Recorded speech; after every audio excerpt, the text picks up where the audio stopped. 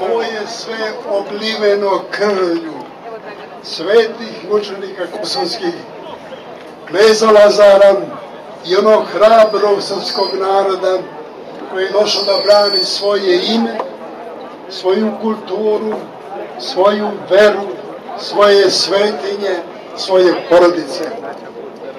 To sve zahteva od nas da se na takav način i ponašamo na ovom svetom mestu. Ovde je mesto molitve, ovde je mesto sećanja i obnavljanja istorije.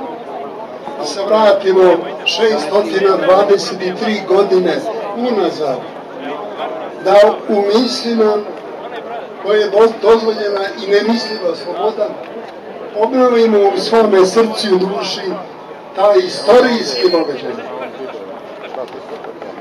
Dobro ste došli na Kosovo, vi koji ste izvan Kosova naseljeni. Ali Kosovo je svih nas. Kosovo je najpre svega onih koji ovdje žive, ali i celoga srpskog naroda, bez obzira gde on živi.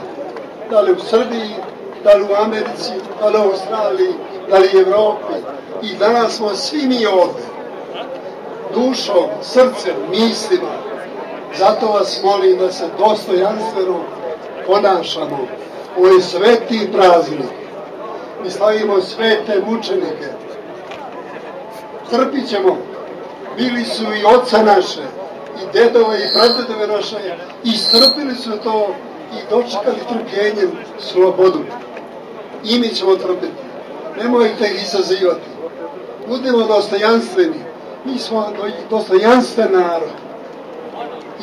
I ponosan. Treba to da budemo i danas, i sutra, i vaveki.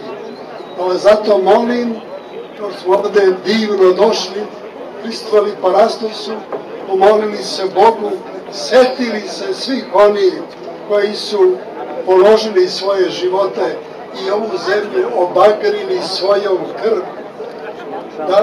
Da se polako sa tim mislima, tim osjećanjem vratimo i napustimo ovu mestu, da bi ponova iduće godine, ko može i pre, došli i poklonili se svetinji ovoga mesta. Da ste blagosloveni i da prođemo